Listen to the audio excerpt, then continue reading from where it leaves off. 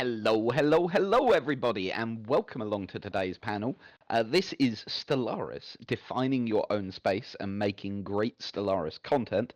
And with me, I have four absolutely wonderful guests. And so, starting with the first, we will go to Enigmatic Rose. Please introduce yourself and tell us a little bit about what you do on the internet.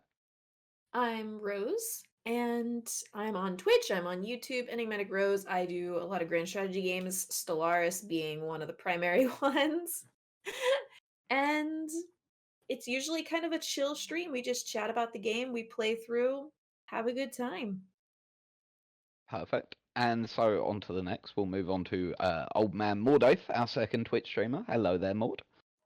Hello, DJ, and everybody else. Go ahead. Oh, yeah. So I'm OldManMordaith. I mostly do Twitch streams of Stellaris focused on roleplay content, setting my own specific goals for my empires, and I do educational Stellaris videos, I guess you could call them, teaching people how to play the game. And moving on to Stefan Annon. Hi there, Stefan. Howdy. I min-max Stellaris on YouTube. That's what I do. Accurate.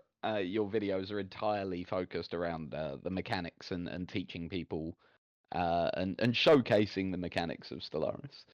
Yep. I think that's fair to say. And so last, but by absolutely no means least, we move on to Acebeck. Hello there, Acebeck. Hey there, how's it going? Really good, thank you. And yourself? Well, yeah, it's a nice day. This is a little bit overcast right now, but we're looking good. Excellent. But obviously, that's not why we're here. No. I'm Acebeck, but you can also call me Matt if you want to. What do? Usually, I make videos on the wonderful world of the interwebs, and basically, what it boils down to is a lot of sci-fi, but mainly Stellaris. And what I tried to do there is to take the huddled masses that are yearning to breathe free, and then take them by the hand and bring them into Stellaris, because the learning cliff is a little bit high, and then they can frolic around in the world knowing that they're doing something, and actually having an idea that they're doing something right, because the game can be a little bit overwhelming. And in addition to that, there's just like mods overviews and just random stuff that we talk about the game, and it seems to be going quite well. So yeah, that's what it boils down to. So one of the things that I should probably also do is introduce myself. The least important person here, but I am one of the community ambassadors on Stellaris. My name is DJ, and I'll be hosting this whole thing. And so through the course of this panel, what we want to talk to these guys about is why their content is special, what makes their content different. As you can already tell, we've got four people here who create vastly different content in Stellaris and showcase very different ways to play, very different things about the game and all of that sort of stuff. And part of the aim of this panel is to allow you guys in the audience who are watching, who might be content creators or looking into creating content around Stellaris, we obviously want to give you guys some tips, some tricks, some hints, and some ideas so that you can perhaps refine your own content, and one day it may well be you guys sitting up here, you never know. But before we do that, and before we move on to each of these guys' channels and what makes their content tick and all that sort of thing, the first thing that I want to ask you all is, where did you first hear about Stellaris? And so we're going to start with you, Acebeck. Okay, so the first time I saw Stellaris was back over when I worked still with Paradox Interactive, where I casually walked into the PDS studio and I saw one of the programmers working on something new. There was a design document floating around at that point in time about a game that at the time didn't really have a name yet. And basically they were in the midst of programming orbital mechanics, as well as some basic ship design. There was not a lot of stuff there back then. I can't remember what year it was. It's a long time ago. But yeah, that was my first encounter. It was probably version 0.0001 at that stage a lot of pink dev art and that sort of stuff. And then I left the company after that, and then I didn't see it again until it was formally announced as Stellaris at PDXCON. I think it was 2015, and yeah, it started from there. There we go. So next up, then we will ask the same question to Maud. Sure. So I was a avid Crusader Kings 2 player for a long time, and that really kind of got me into learning more about the Paradox catalog. And I'm a huge sci-fi fan, so when I found out that they were doing when it was announced they were doing a sci-fi game, Stellaris, I kind of got on the hype train and never really got off. Yeah, that's about sums it up. I'm a huge Stellaris fan, and it has got me through some crazy times in my life. So yeah, that's about it. There we go. And how about you, Stefan? I first discovered Stellaris as an unknown space game on some internet forum. All it was a screenshot of the game back in I think 1.5, and it showcased the tile system, which to this day I still absolutely adore. I saw the puzzle that was the planets, and I saw a massive sprawling Imperium in the galaxy, and I thought, hey, this looks cool. Let's check it out. And so I versed Google image search that screenshot, and then here I am today with 2.4 thousand hours in this game that I discovered by chance. There we go. And last, but again, no means least, Rose. So I was already a fan of Paradox games because, like Mordaith, Crusader Kings, and I stumbled upon when PDX did that big event where they flew a bunch of content creators to play multiplayer together, where the Blorg were born. Fun little event, and I watched it. I was already loved sci-fi. I liked 4X games, liked grand strategy, and I was hooked. And I either bought it pre-release, pre-ordered it, or I bought it the day it came out. I don't remember, but that was a long time ago. The game's changed quite a bit, and I still love it just as much now as I did when it came out.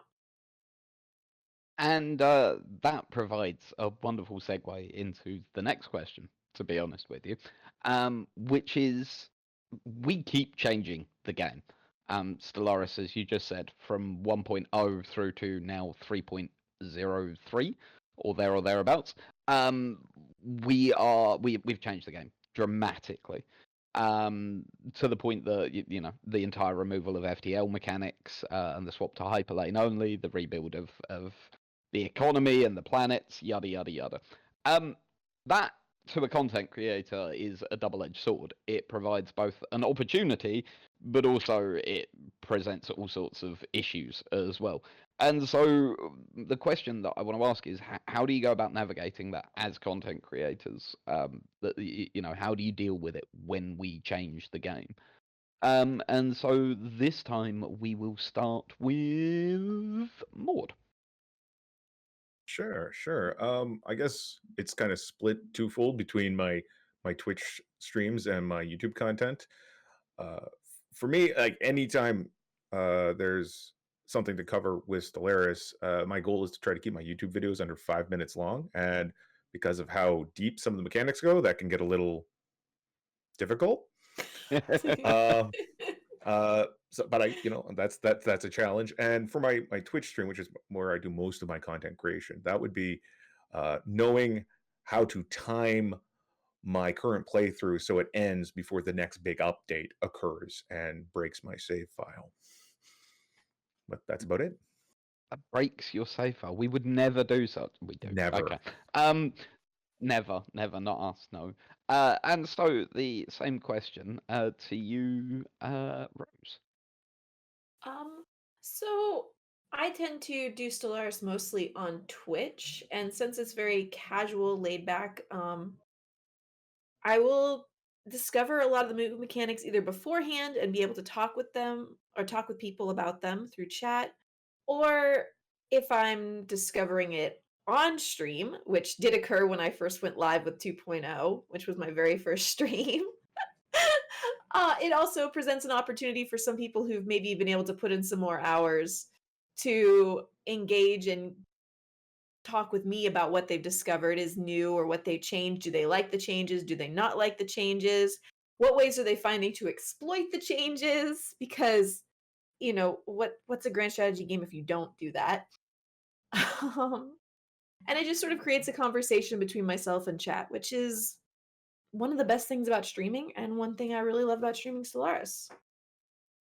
There you go. And so, what about you, Acebek?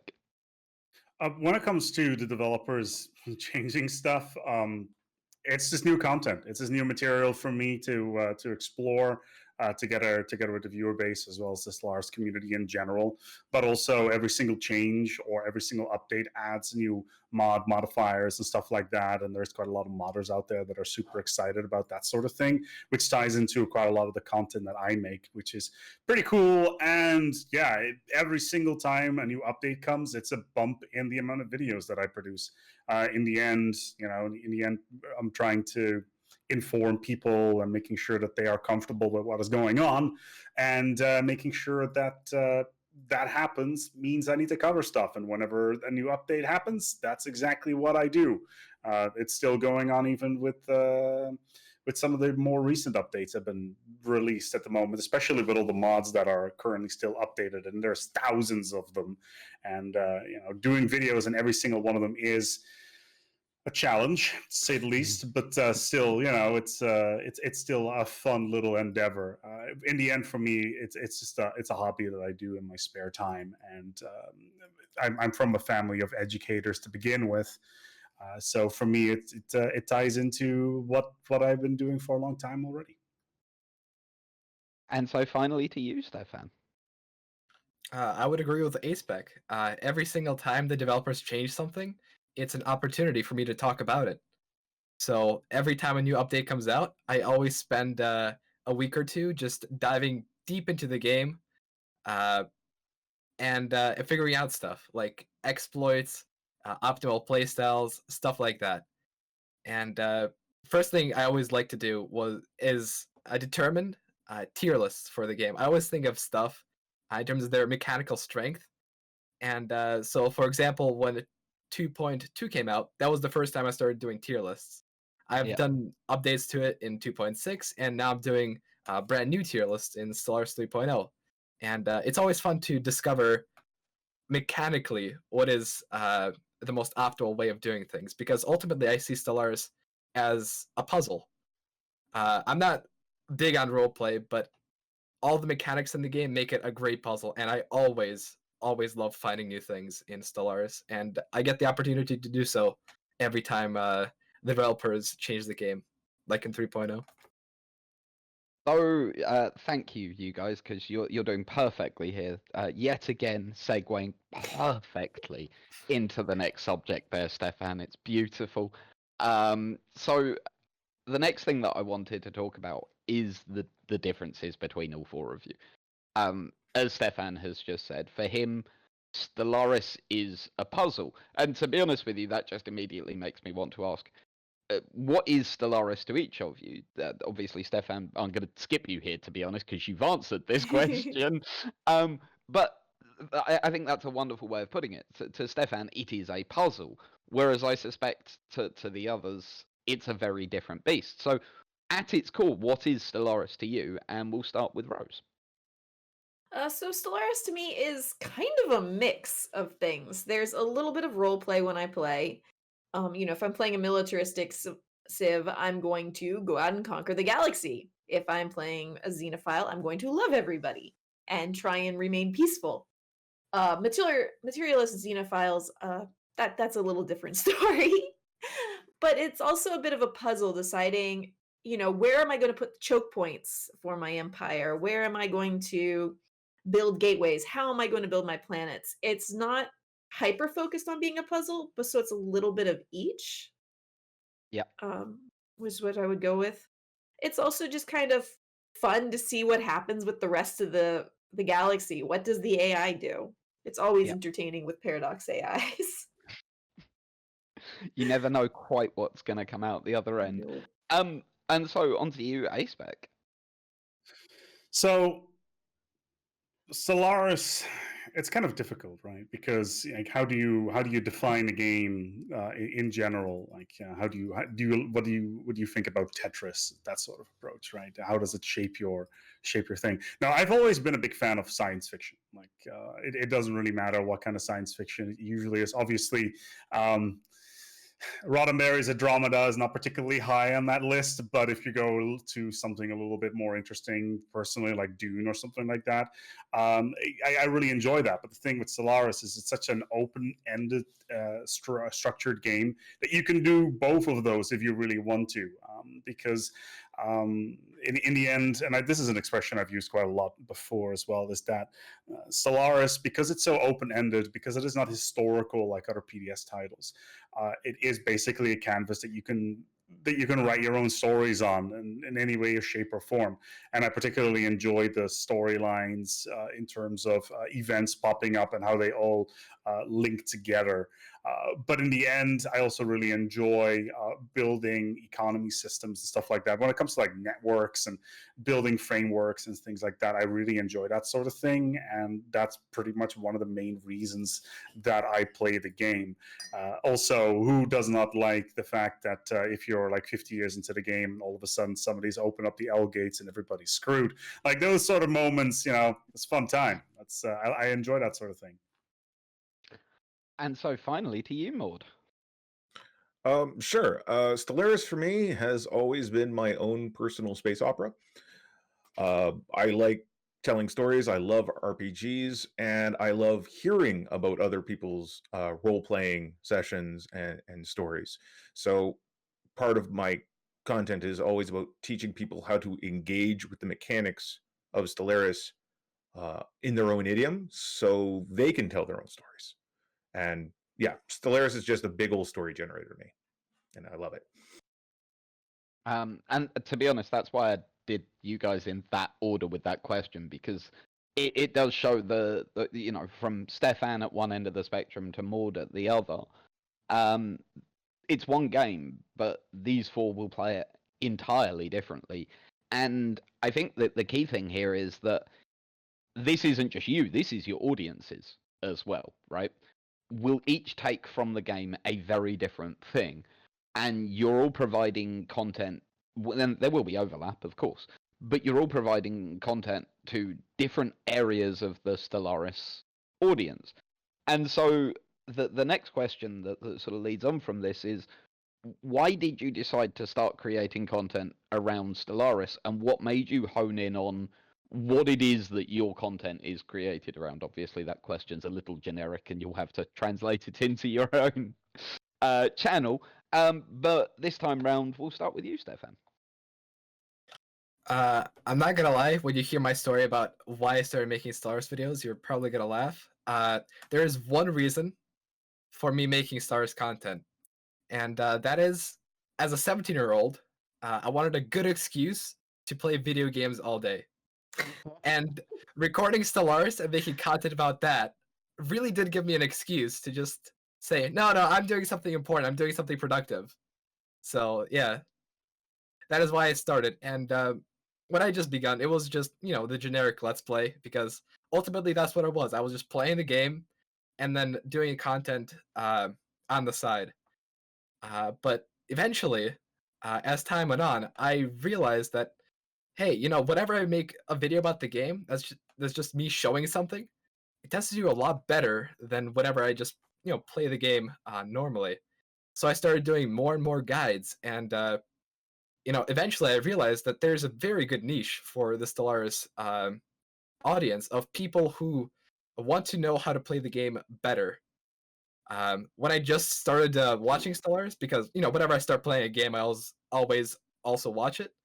There was a bit of a lack of content about really in-depth things and how you can really maximize efficiency and maximize production. And so I decided that, hey, I'd be the one to fill that niche and really talk about how you can go from being a normal empire to an overwhelming empire by just doing a certain few things. And that's where I am right now. It's taken off, and I'm enjoying it.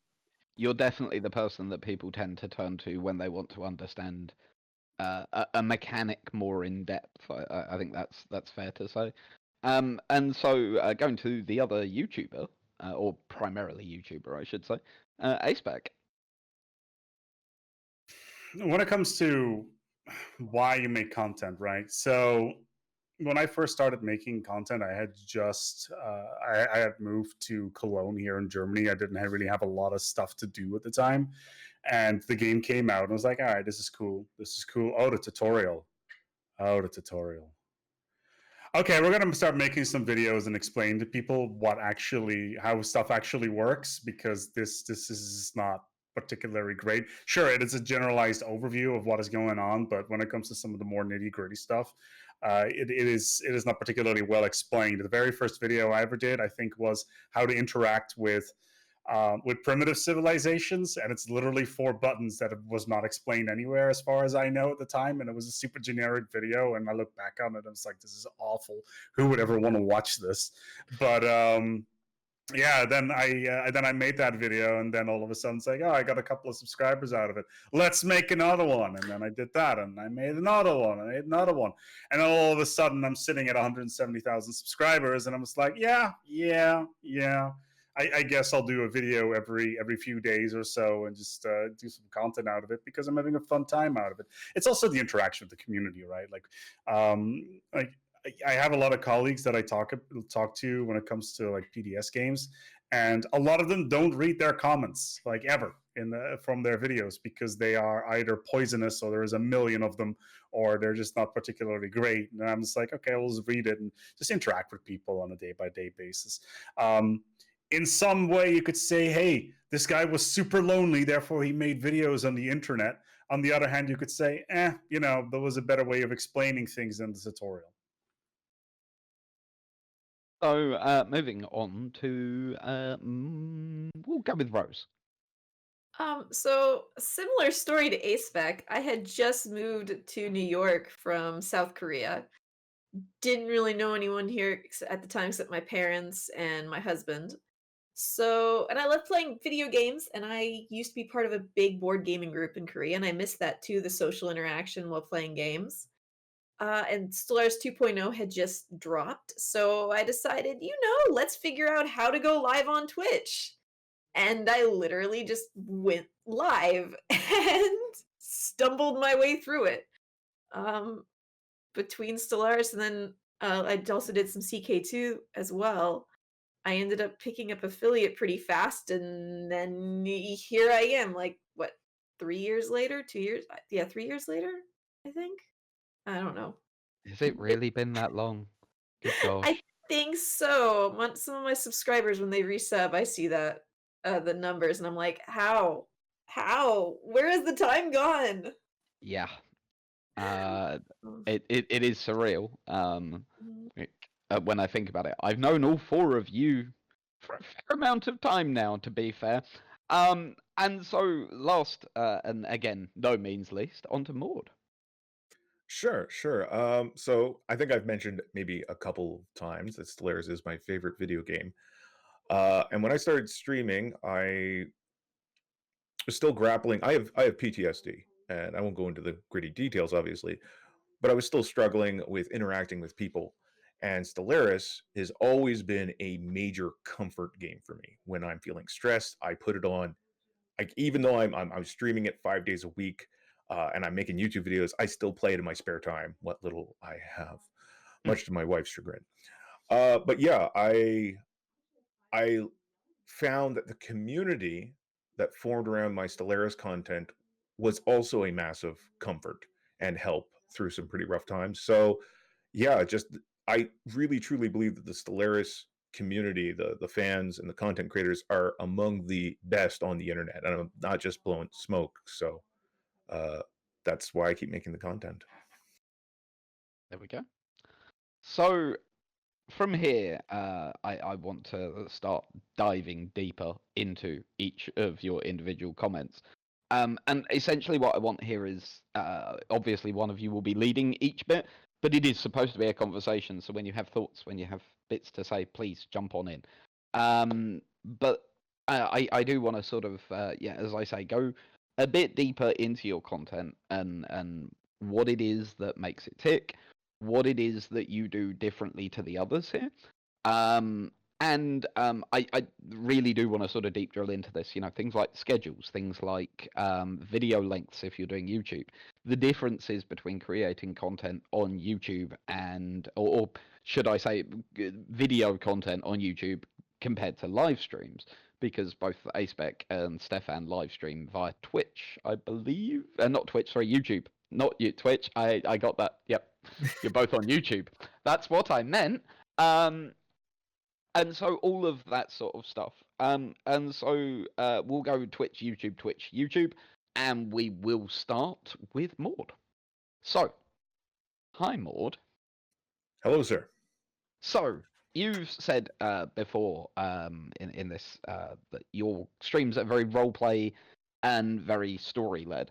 And so the obvious place to start here is, how do you even go about achieving that? Because obviously Stellaris, at its core, most of the time when we're playing, we're all looking at the galaxy map, right?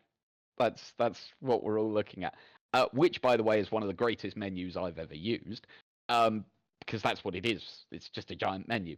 But how do you take that and turning it into engaging and interesting content that clearly so many people want to watch?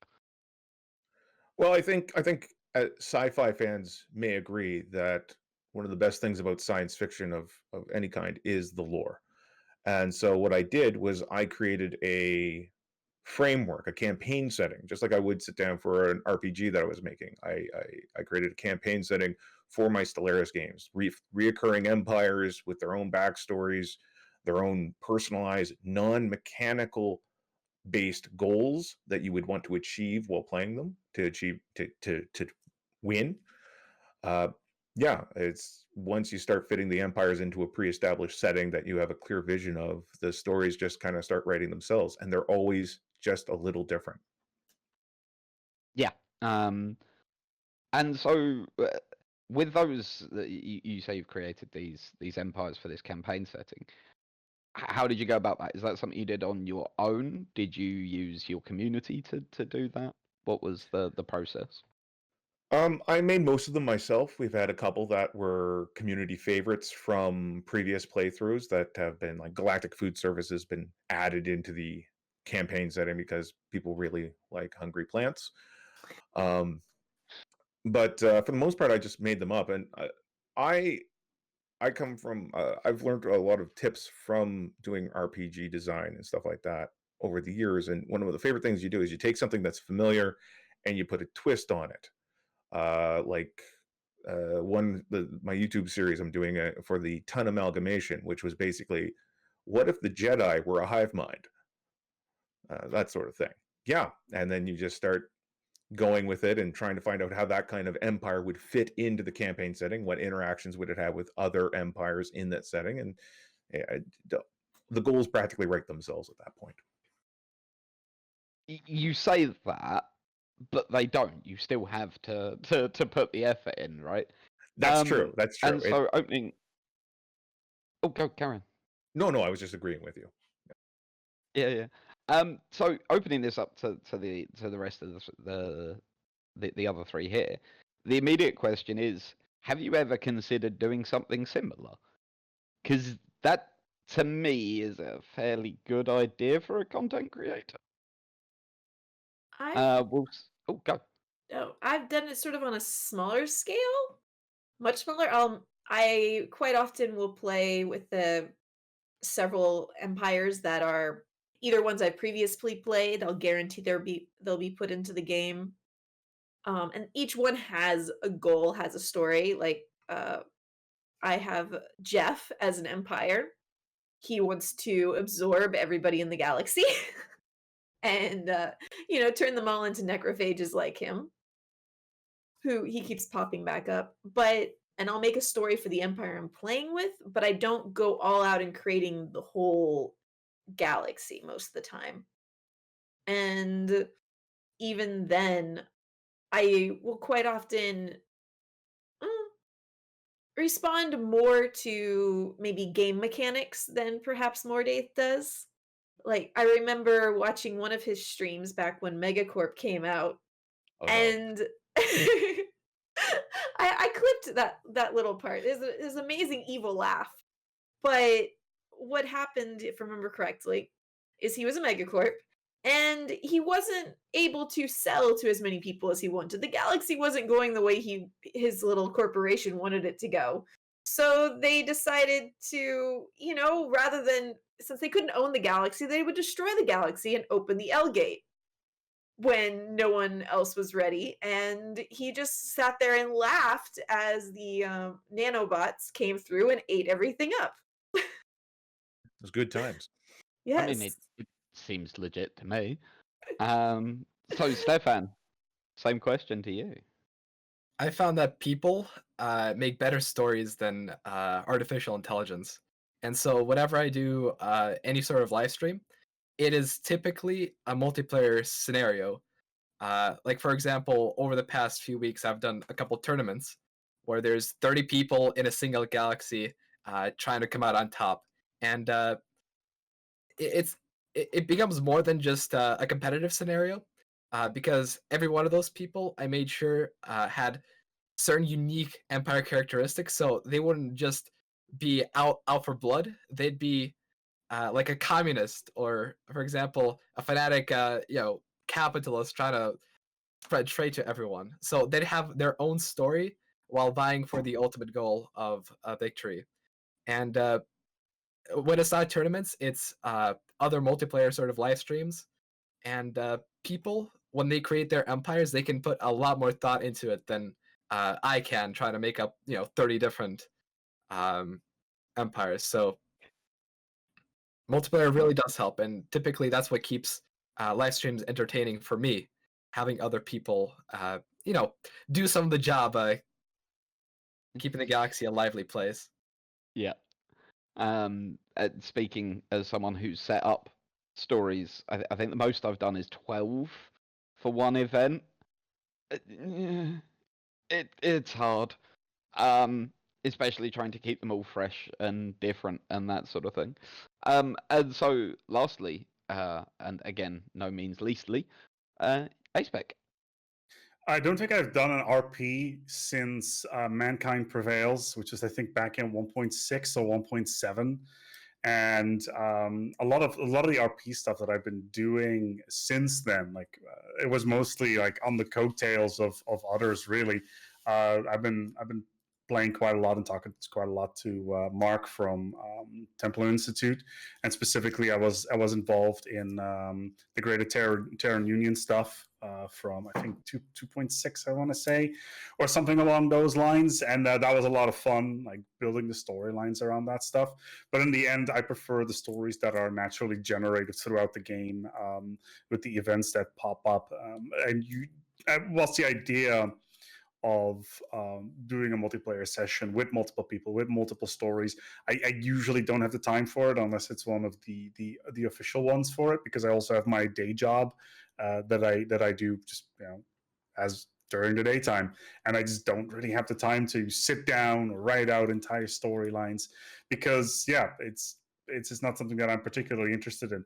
On the other side, if there is any RP related stuff and like mods and stuff like that, there is quite a lot of fun to be had, right? So, like, for instance, the Star Trek mod, or the Star Wars mods, or my personal favorite, the Imperium mod, which was at the time so hilariously broken it became a meme upon itself. But still, it's no, I don't really spend a lot of time doing that, aside from, for instance, the Cold Wars that we've had so far, and those have been quite a lot of fun, and I think people enjoy those quite a lot as well.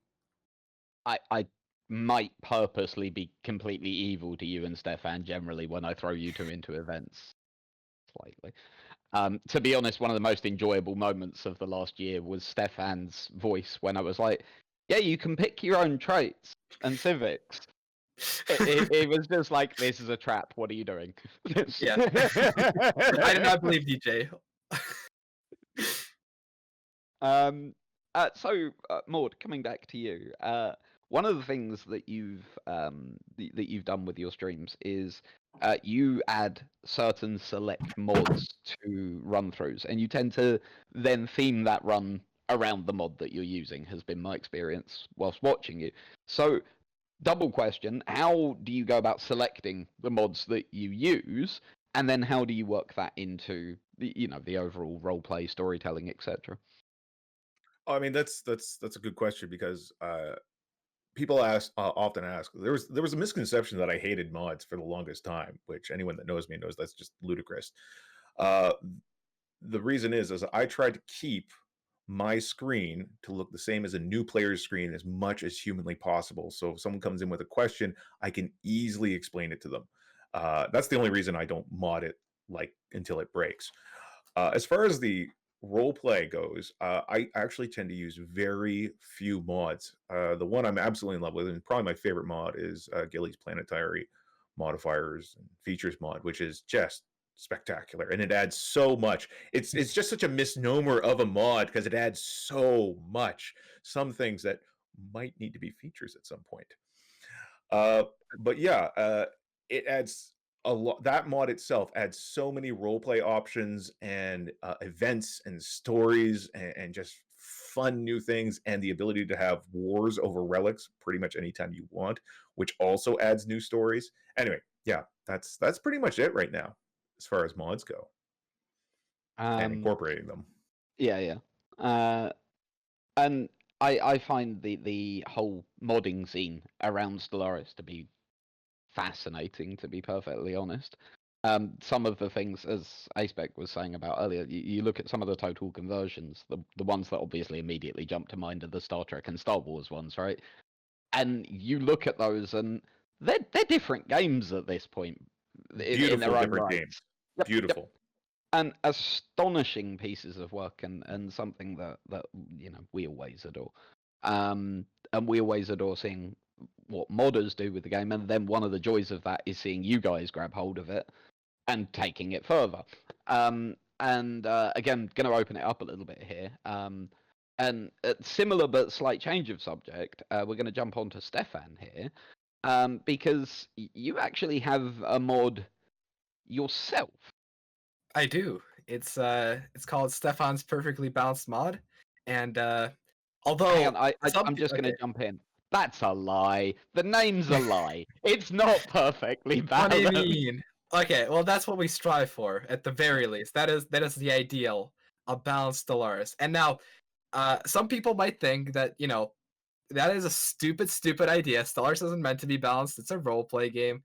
It's it's not an MMO or anything like that. But whenever you hold a multiplayer game, and I think I'm out of all of us, I do the most multiplayer. Like every single week, I hold a multiplayer game with my fans, and I learn the game through that.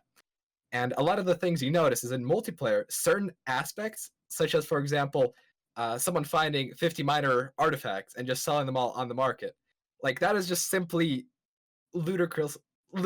Like in a competitive multiplayer, in a more or less competitive scenario, yeah. And so in a more or less competitive scenario, having different options rather than better or worse options is the way to go. In the balance mod, for example, I've done a lot of work to try to buff civics that are bad and nerf stuff like technocracy, for example, so that there's more variety in a multiplayer scenario, and there is less of a, well, he's playing this, therefore he's gonna win. And it makes for a much more interesting experience. Now, the balance mod isn't something I would typically recommend for single player, but whenever I hold multiplayer matches, it's great. It really adds to the experience, and that is the primary reason why I made the mod, for a better multiplayer experience. And so, jumping back to Maud here, everything he just said is the antithesis of your content, right? I did bite my tongue heavily. I don't play Paradox games for symmetrical starts. Yeah, it's, to be honest with you though, again, this is why you guys are all on this panel. The fact that, like as Stefan said, Stellaris is not balanced. It probably never will be. because it's a storytelling engine. And so because of that, that's the way it is. On the other side of that, and I can speak of this as well, when you're playing multiplayer and you want competitive stuff, that can be detrimental, and it means that there are limited choices, etc. And that's where, again, mods can really, really shine through. And it is one of the beautiful things about this game. And so, jumping to Rose at this point, do you use mods at all, or are you a pure vanilla person? I'm pretty much pure vanilla when it comes to Stellaris, though I have used an occasional mod. It's not something I really go into at the game. I've looked at some of the total conversions, but I don't know. There's just something about playing vanilla. And also, like what Mordaith was saying, if I'm streaming and someone comes in with questions, it's best off if my UI looks like their UI is going to look like. And that's my primary reason behind it. There's nothing against mods. I like Yeah, mods. It just, I don't know. Even was it? I don't even know how many hours I have in Stellaris now, but even then, I don't think I've even hit every event in the base game, or maybe I've only hit it once. 2 years ago, and I haven't seen it since. And so when I see it, it's like a brand new thing again. I got a towel for the first time last night. 2,500 hours, and I got a towel for the first time. I was happy. Yep, I was very, very happy. So yes, I can completely relate to that. And so lastly, onto you, Aspec. Mods form a fairly big part of your content, don't they?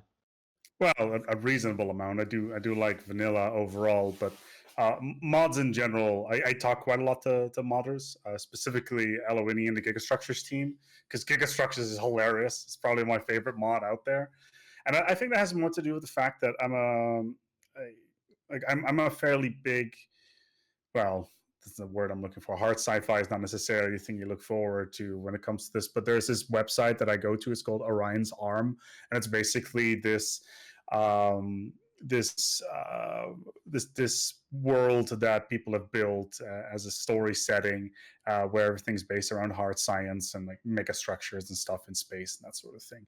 And gigastructural engineering kind of ties into the same avenue here, like with building technologies that are absolutely ridiculous and just extending the megastructure system within the game to its most illogical conclusion, or the more insane illogical conclusion. But I've had mods built specifically for videos, just for fun. I did one video where all my ships could do nothing but have flak on them, or nothing but point defense. I've done one where ships could only have strikecraft, and this was before the strikecraft rebalance, which was hilarious. Stuff like that. But I also play quite a lot with things like Tiny Outliner and stuff that modifies the UI a little bit, so it becomes a little bit more readable. Because I think the Outliner was great when the game first launched, but it needs a little bit of polish. So mods come in and take care of all that stuff. So yeah, I play with a lot of mods pretty much all the time, and it's good fun. For those of you who are watching and want to go and play a good mod, Hive Queens, Forgotten Hive Queens, go and play. It's great, awesome mod, great mod. I was gonna ask you about that. I was like, I got so good about Hive Minds. Oh man, having blood tributaries is hilarious. We're going to be covering that a bit more in depth when it's Aspec's turn to take the floor. Don't you worry, because it just so happens to be on my list as well. So coming back to you then, Maud, sort of wrapping up your time in the limelight. Last part is, there's plenty of people who are going to be watching who, first of all, may want to do similar content to yourself, but B, may be wanting to take that first step onto Twitch. And here I'm going to primarily talk to you as a Twitch streamer, rather than on the YouTube side of your content. And so, for those people that are out there looking to do that first dip of the toe into the water, A, what advice do you have? And B, the second part of this is for those that want to hone their content towards storytelling and roleplay, again, advice there.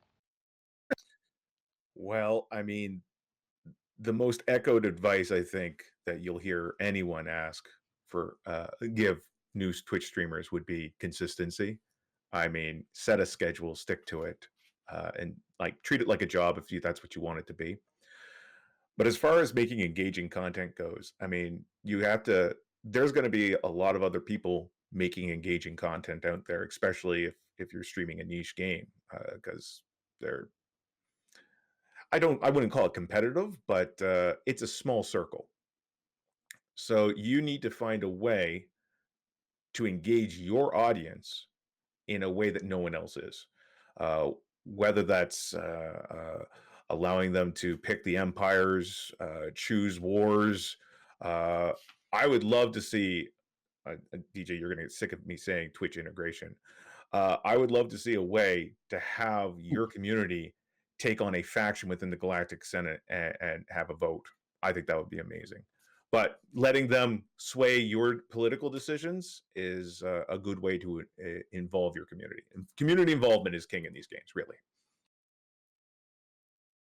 I find that is very, very true. We do similar on the Interstellar Assembly, as you're aware. We let the community ruin my life as much as humanly possible during those streams, and torture me with every decision they make. Although the other day they actually let me have red from Red, Green, Blue. That doesn't make sense. I know. Was Freak sleeping? Red's nice. They let me have a nice thing. It was shocking. I mean, I don't want to be playing a times 25 Crisis right now, but I am. Yeah. Yeah, it's fine. It's fine. So the next person we'll jump on and chat to will be Aspec. Hello there, Aspec. How you doing there, bud? Yeah. So, obviously, as we've discussed, you tend to, if I had to pigeonhole you, I would say your content mainly revolves around news to do with the game, whether that be content that's released, mods, patches, etc. I think. Go ahead. Well, I was going to say, first of all, would you say that's fair to say?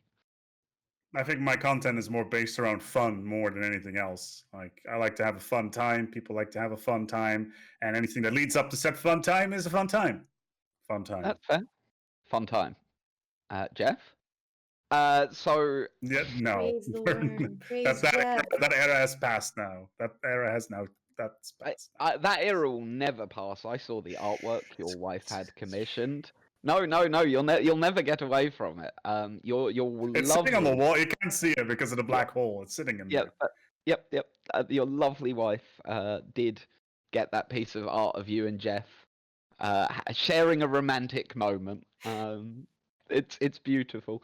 But no, very seriously, starting with just a fairly generic and simple question. What about your content is it that you think draws people back? I think the big thing is that it's because I was first on the ground. I feel helps quite a lot. Creating content in general, being first in a game and grabbing a niche for yourself and being in the right place at the right time is really, really important, and building that initial subscriber base, because as soon as the ball starts to get rolling, it will get promoted anywhere by the illustrious YouTube algorithm. So in the end, if I was Joe Streamer that had maybe like 5,000 subs or something like that, it would just not have that amount of reach, right? It's sadly the thing that we are all bequeathed to in terms of trying to get viewership for things.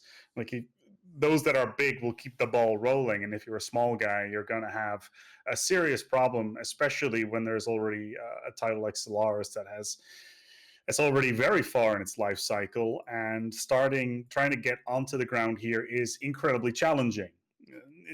You should, if you want to get big on things like YouTube and stuff like that, you need to be somewhere first and hope that somebody else does not get there first, and then make sure it gets promoted through the right channels.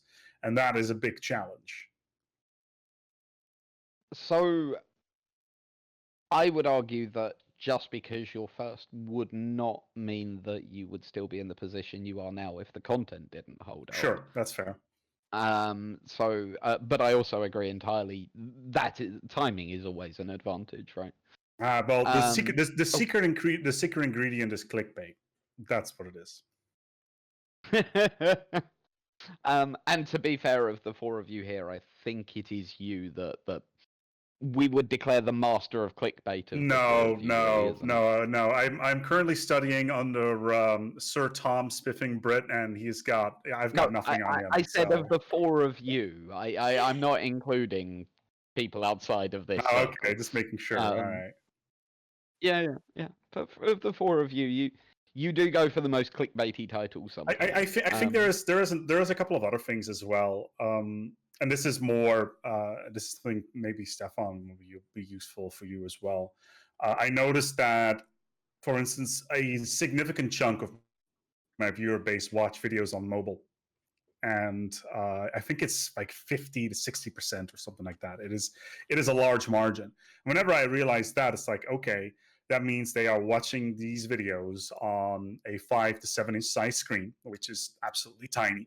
Stellaris in 1080p is already completely unreadable on that size of screen.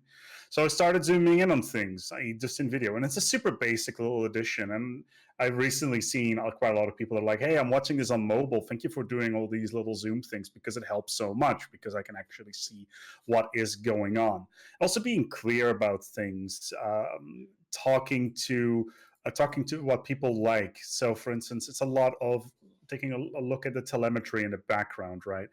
How old are people, making assumptions about what kind of things they like in terms of their hobbies, what kind of sci-fi do they like, and if they like sci-fi, that's probably why they're here to begin with, because they just want to have a fun time. But yeah, it's really difficult to gauge to see why are people coming back. In the same manner of thinking, is a video going to do well? I had a video the other day which was talking about espionage mechanics, which is just saying that, okay, this is how the system works, right? This is a super generalized overview, not going super in depth in it, but it's something that people have been requesting.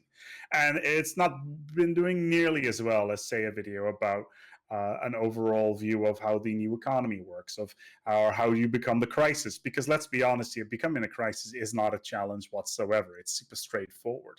But then you got videos like, oh, how do you make a size 55 Ecumenopolis? I don't know, but I'm sure it's clickbaity enough for people to find out when they go in, and apparently it's doing well. So it's stuff like that.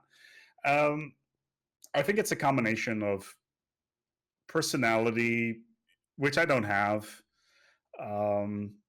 Lies. being generally entertaining, and just trying to, grab yourself a niche. And I think that's where the challenge lies. So, a question then, which I will then open up to the other three. How much do you let analytics drive your channel? As in, you looking at your analytics and using that to judge content that you make and future content and that kind of thing? It does impact some stuff, sure. It impacts time when I'm uploading. If I'm uploading a video at like 3 p.m. my time, nobody's going to watch it. Because a video, a video that does not. So I work in television, and we have a term called evergreen. And evergreen basically boils down to a video that has a long tail. You can use it forever, and it will still be relevant. Versus content that is, you consume it, you throw it away. And I like to make long-term evergreen content, because people will keep on watching it and coming back to watch it again, and it's still relevant in the future. And Paradox games, that's not necessarily the case. But overall, it's something that applies, aside from the hundreds of comments where people ask me, is this still relevant?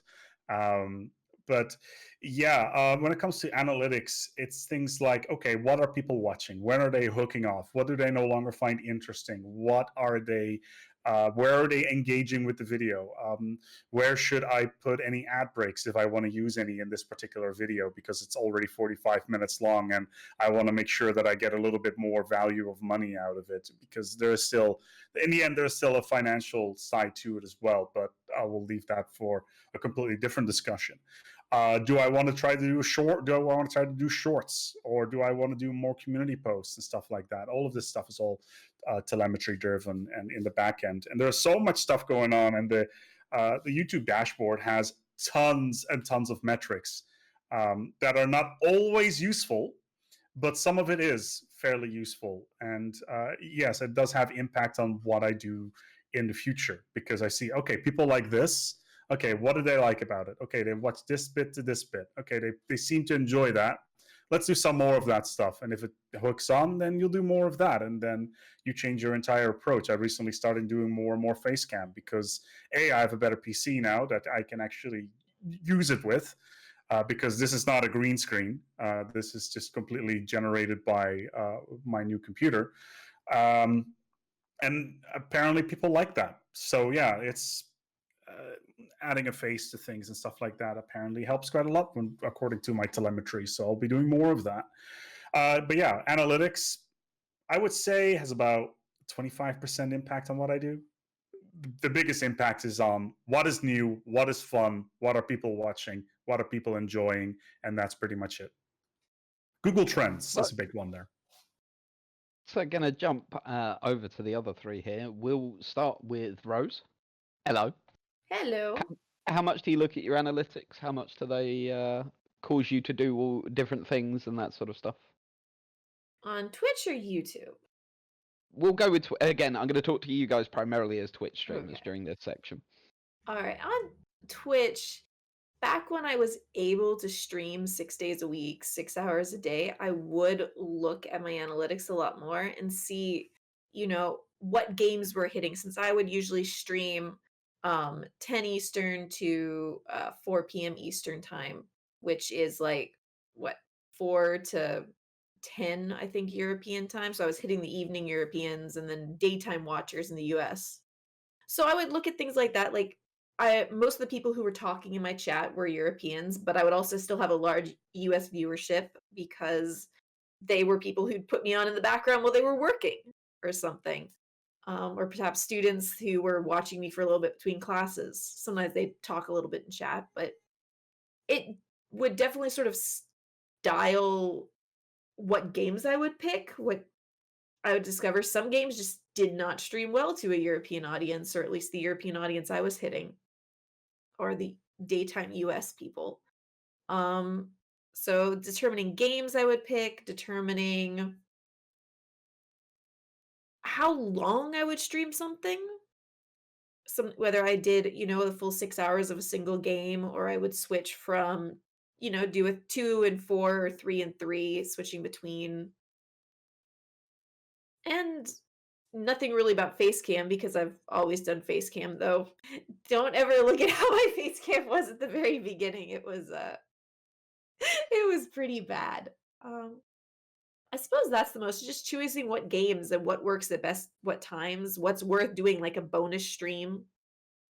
Now that my hours have changed since I have a child and I watch him all day, it's definitely interesting seeing what works better in the evening times here in the US. Because I'm streaming about 7:30 p.m. Eastern time now instead, which is a huge difference. Yep. And some things are definitely hitting quite differently in terms of who's interacting, what we talk about. It's just more minor things. I can't think of any Stand out examples off the top of my head, but I guess one minor example is giving temperatures. Any game with a temperature, I always had it set to Celsius when I streamed. And I'm pretty good at generalizing between Celsius and Fahrenheit since I lived overseas for so many years. But now that I'm in evening times, it's definitely, if I say, it's 19 degrees outside, people are like, what? It's freezing? How is it that cold? And you're like, no, 19 degrees is a perfectly reasonable temperature. Yes. It's like, oh no, it's late 60s. It's high 60s. Oh, okay, that makes more sense. Yeah, it's just little weird things like that. And so, jumping over to you, Stefan, same question. How much do analytics drive your content? First of all, what Aspec said about mobile viewership, I just had to check my analytics like right away, and I too actually have like a third of my audience watching mobile. That's gonna change things. That's gonna change a few things. I'll have to do a bit more editing. That is a very good tip. Learning welcome. right here. Thank you. Yeah. But overall, I mean, I don't do as much in depth of analytics, but I do other stuff with YouTube, specifically relating to the algorithm. Because I'm a latecomer to the Stellaris scene, like I've only started playing the game really in 2.2. Like I've started really making content only like 2 years ago. So I've had to try to make my content watchable rather than just be some random generic person just out there who can't succeed because no one watches. So I needed to make sure my content was distinct and very clickable. So one of the things I focused on was tags in YouTube videos. Tags are very important. That's something a lot of content creators ignore. But a lot of my viewership in the early days was from people looking up stuff on Google and then finding my videos through that. Because if someone's look something up and they see a channel and then they see that the content is good, I mean, they're gonna probably keep watching, and the views immediately are also good. Analytics are also why I started doing guide videos more than let's play videos, because initially I was doing let's play videos, and then I saw the guides were doing well, and then I started doing more guides. That's how that went. Also, thumbnails and titles. You have to focus on that. 50% of video making is the stuff that's not the video, I'd say. I spend a lot of time trying to make sure the description is good, the tags are good. The thumbnail, I spend usually 20 minutes or so on just making sure the thumbnail looks nice, and it doesn't have to be fancy. It just has to catch your eye and make someone click, and then the title has to do the same. I'm not a clickbait fiend like Spiffing Brit, but I certainly make sure that if you see a title, you would click on that title, and it's not like just text that you skim over.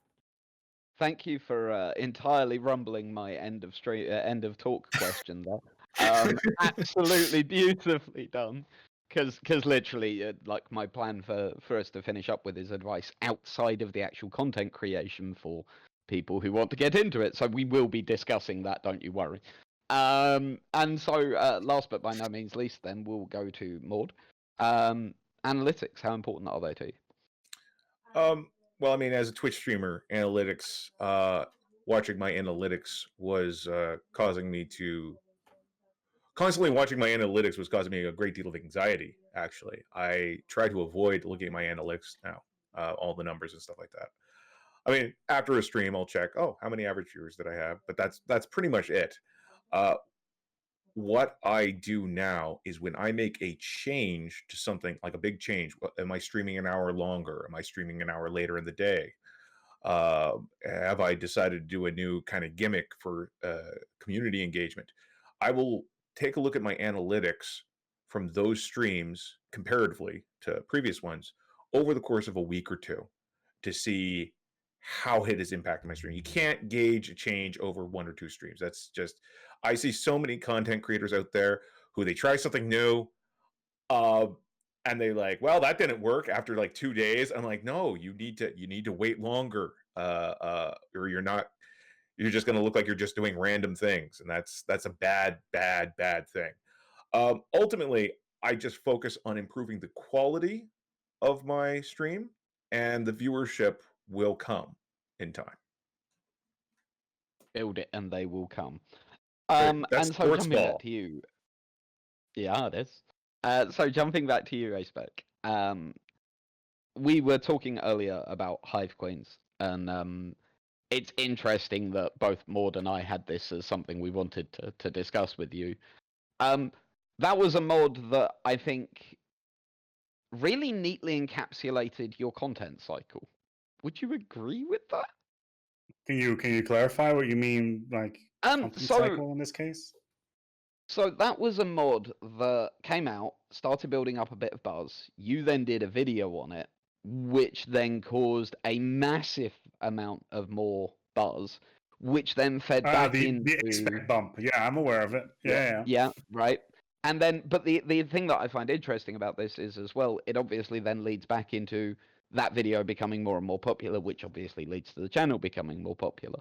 Because as the mod becomes more popular and it it's popping up more on the workshop, all of that sort of thing, that drives more interest towards it. And when you go to YouTube and yours is the video that they find, it's going to lead to further views. And that was why I picked it out as my example of your content I was going to bring up. Yeah. And so one part of it, as you alluded to, is the A-spec bump. And I guess the question I want to ask there is, how do you go about selecting the mods you're going to highlight with that, when you know that if you highlight a good mod, it's going to cause this surge of popularity? How do you go about selecting the ones you do and in fact don't showcase? If I see something I like, I will feature it. Literally that simple. That's all there is to it. Like, I've been wanting to do a video on Ghoulies Planetary Modifiers for about 2 years now. I've never gotten around to do it because it's just so vast in its layout, and bless Guliman. He's a great guy.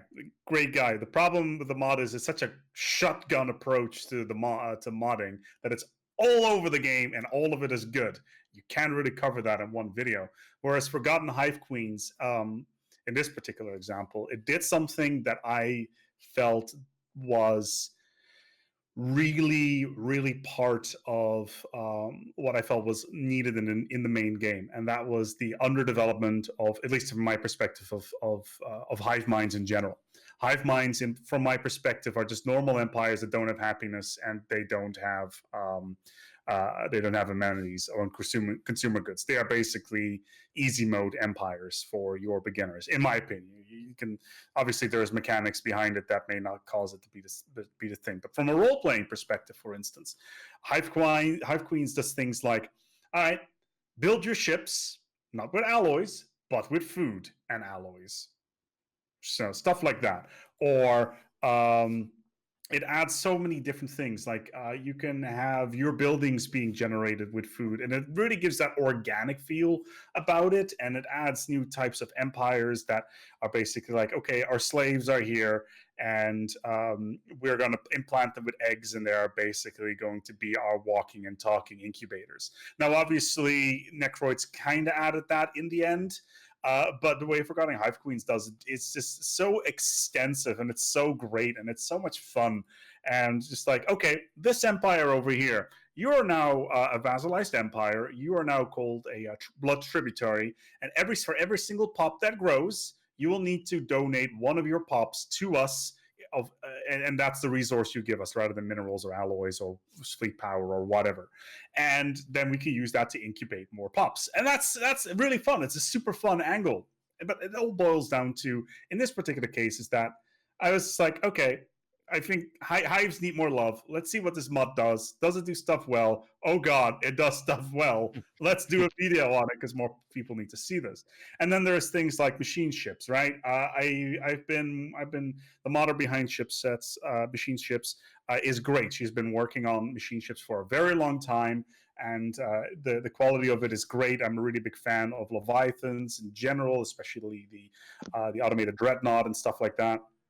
And basically, she built an entire ship set around that, and it's amazing, and it looks really good. And then she decided, you know what, all the mega structures, they're going to be overhauled as well. We're going to make them look completely different. And that's something you don't see within the base game, because, you know, development time and art time are all under budget and stuff like that, and a modder can effectively do things a lot more flexibly because it's only one person, only a few people, and they know exactly what they want to do, and they don't need to go through an entire team, and all the code needs to work and stuff like that. But yeah, it's just, I go in the workshop, I go through all the waifu anime mods, and then I'm just like, okay, I've had fun with those. Let's go and do all the let's do all the mechanical stuff. I should really do another waifu mod feature because it's been like a year now. And Oh no! Those are I Stefan. assure you, it's not necessary. Stefan, are you okay if I do like a mod tier list for waifu mods? If that's okay with you? Like, I would love it. I would watch that video in a heartbeat. Yes. Do I smell a, I do need I to smell find a what the collaboration? weapons are. Yeah. I Alright, smell cool. a collaboration. Like, No. My this is called waifus for a reason, right? They don't want to share their waifus.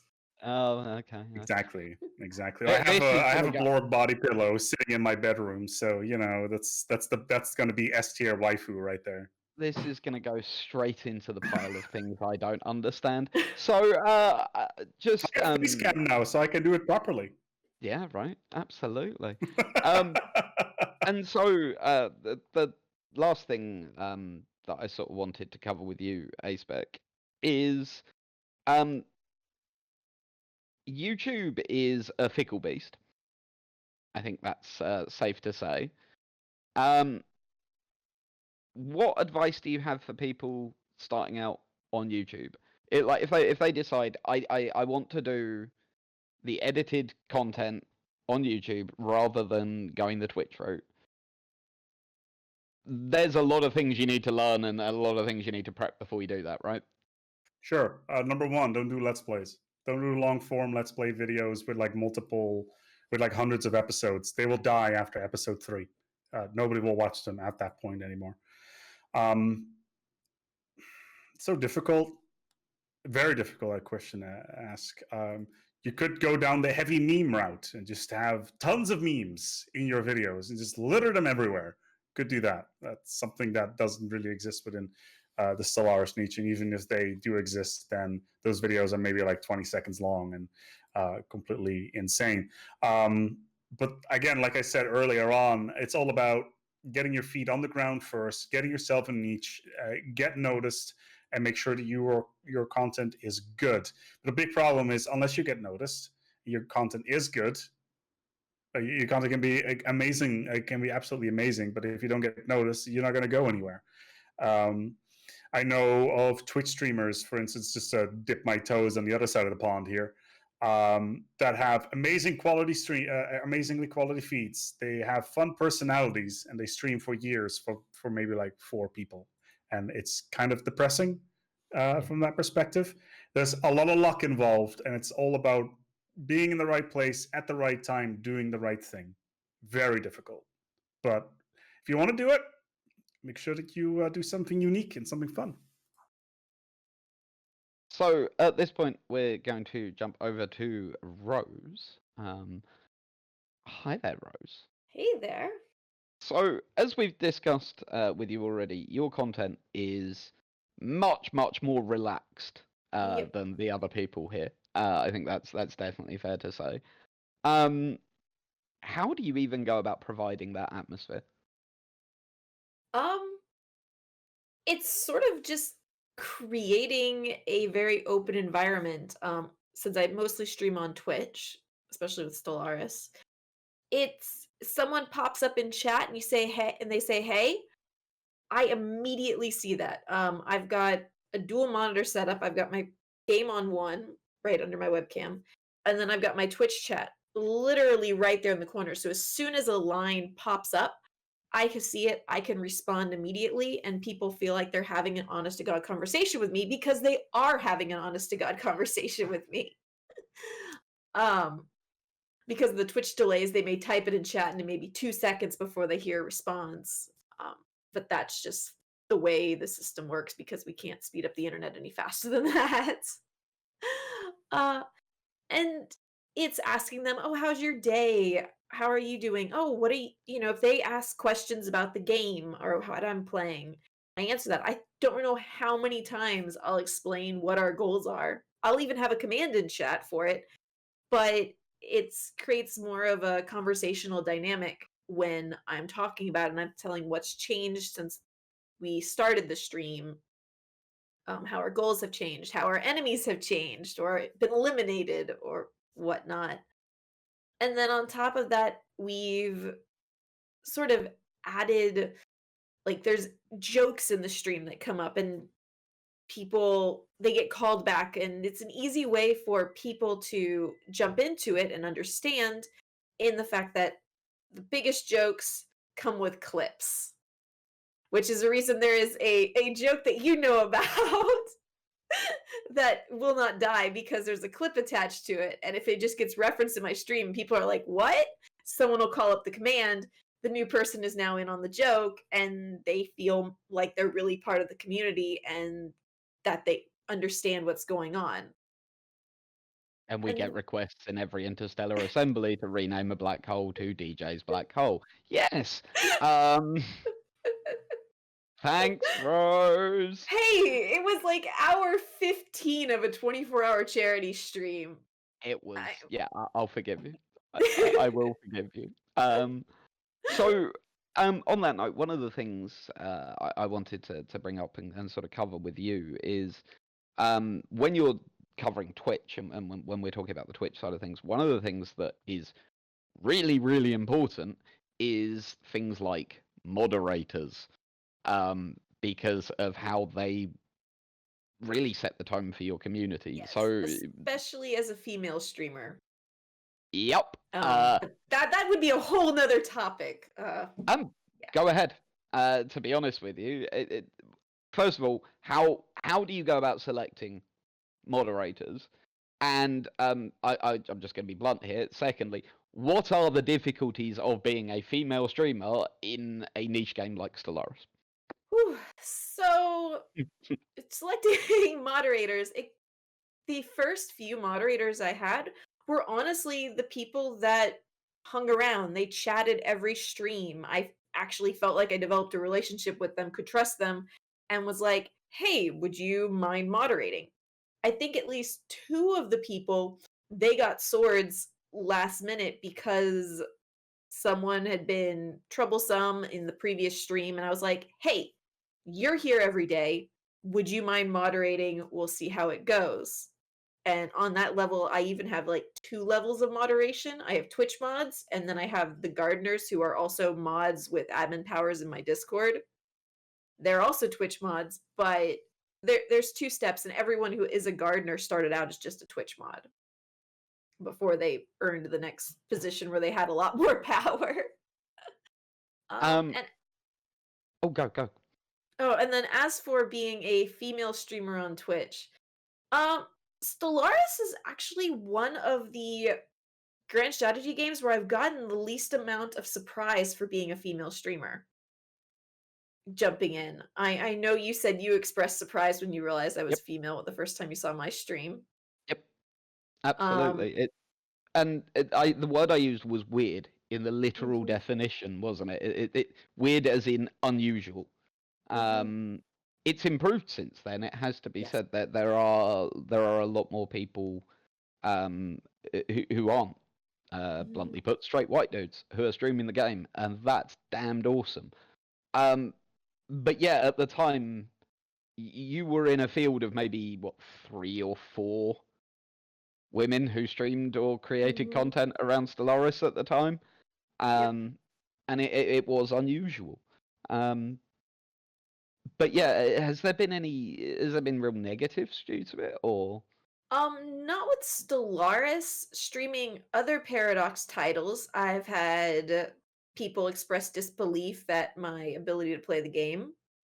I had rape threats once on stream, which is actually how I met Lord Lambert, because he popped into my stream. He'd been watching someone else who I was doing multiplayer with, Count Christo, and Lambert popped in to help out, and he got a sword because this person was so intent upon harassing me that they made an account on Twitch which were very inappropriate titles. Like if you read it phonetically, it was bad. It was very bad. It was having me close to tears, just that.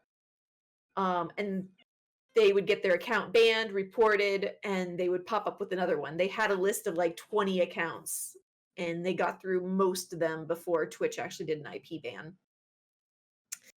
And this is why moderators are so important, right? Yes. And that was right between when Holy Fury came out for CK and then Megacorp for Stellaris. But yeah.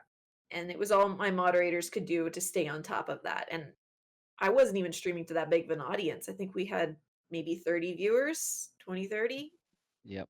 and this was happening.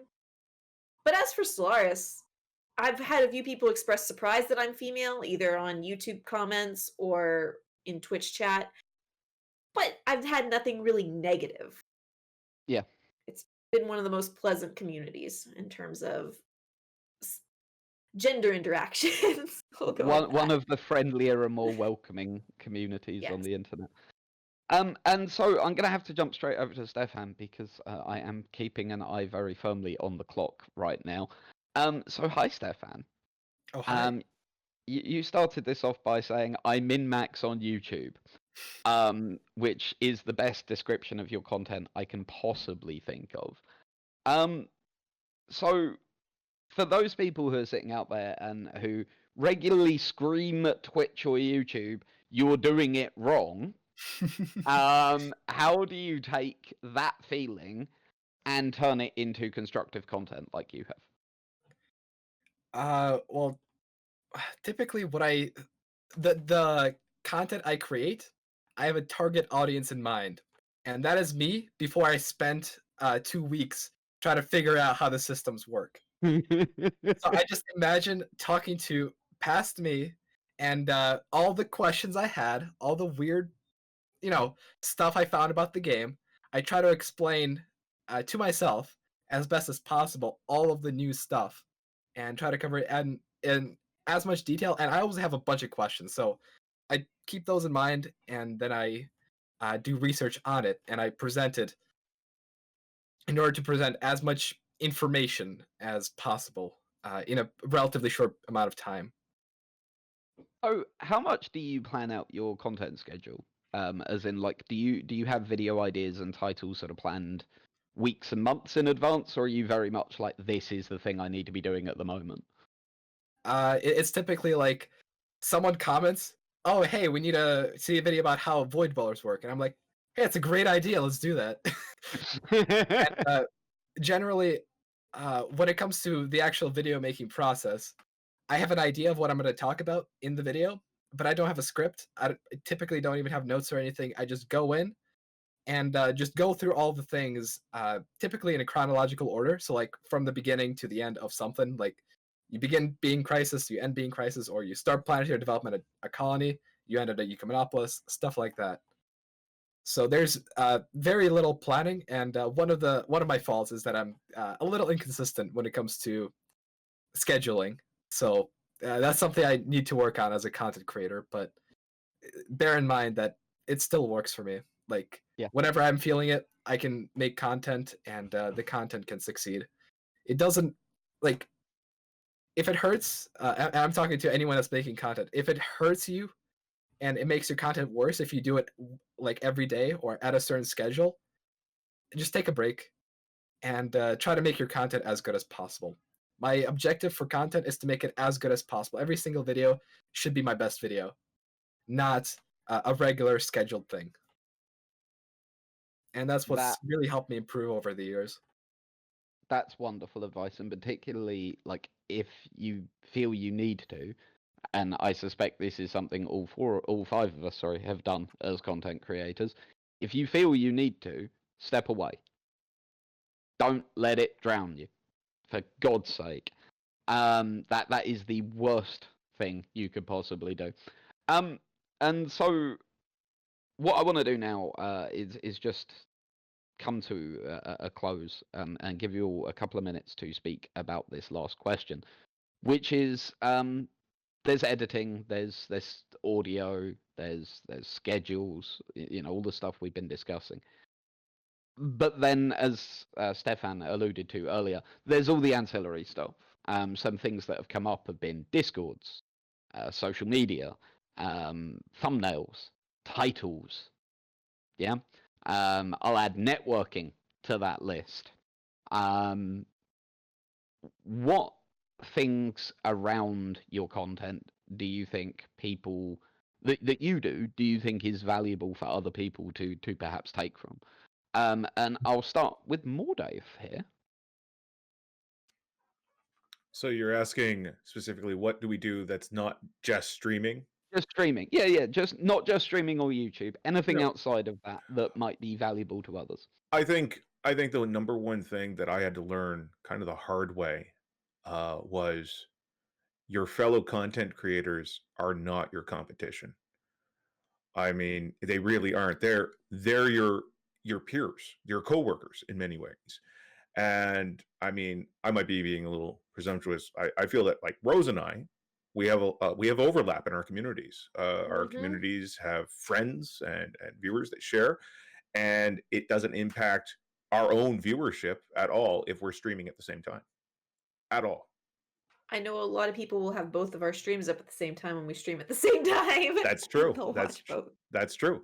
And what you need to do, the most work, and it's so hard for so many of us who are maybe a little socially anxious and nervous about meeting new people, and that is finding other communities that mesh well with your own. I spend so much time, DJ, I know I do this. I spend so much time vetting an individual streamer before I even think of rating them or hosting them, because I don't want to give the community that I've worked so hard over to someone who's going to be wind up being someone who is not representing the same values I do. And likewise, I think other streamers need to do that. You know, that is the number one thing I do, and it's a lot of work and a lot of time. Good advice, though. And so, Acebek, same question to you. Figure out if you need to pay taxes and pay your taxes. Fine, get yourself an accountant. If you're gonna do this, get yourself an accountant and make sure that you pay your taxes. Okay. Yep. This is something I yell to people all the time. If you're gonna do YouTube, you're gonna do Twitch. It's a legal minefield in terms of, you know, what needs to be reported and stuff like that. But just get a professional and figure out what needs to be done, because the IRS or your national equivalent is going to come down on you like a friggin' hammer. And yeah, just be careful about that. No, but it's not a joke. But yeah, it's a big thing. Like accounting, contractual stuff, hardware setting up, research. Well, I don't do that much research because the wiki exists these days. That is actually pretty up to date. Thank you, wiki contributors. You are heroes to all of us. But yeah, there is quite a lot. I used to play a lot more of the game in my off time because I needed to do stuff and set up save games and stuff like that. Thankfully, that's no longer the case because I actually know how to use the command lines effectively in the game. Learning to use the console commands in Stellaris is a godsend, because as soon as you realize what a tweaker GUI is, then you are set. You can do pretty much anything. Well, yeah, there is so much stuff going on that is not video related. Like, well, not so much as in terms of, you know, sending it out live and stuff like that. I like to use bullets and bullet notes. I don't like to write out entire scripts and stuff like that, because I don't think it's necessary, because I can ad-lib quite a lot of the stuff. But yeah, there is so much stuff going on, but primarily just pay your friggin' taxes. And so on to Rose. Same question. Social interaction outside. I've had a Discord since day one. Until a baby, I was the highest level talker in there, just because I spoke with everyone. And just be active in your own community. Create a place where people can talk about games, whether you do Discord, you do Twitter, you do both. Joining other content creators communities and chatting with their people. Don't like jump in and go, "Oh, I'm a content creator, you should follow me," because that's just rude. But you get a feel for their community. You get a feel and you make friends, and you get to know, like, that's, I think, how I don't remember exactly how I met you, Mordaith. It's been too long. It just happened over time naturally. Mm-hmm. And just go in and, as Mordaith said, our fellow content creators are your coworkers. You want to get to know your coworkers, make friends, and, you know, go into everything just being yourself. And so, last but not least, Stefan. I'll give one quick tip, and this tip is probably going to help you the most when creating new content. The thing your people see when selecting a video, first and foremost, and most importantly, is the thumbnail. If you don't have a good thumbnail, people will not click on your video. And like a lot of, I've actually read up a lot on, just image creation and stuff like that, artistic stuff, but really it all boils down to this. Simple and to the point.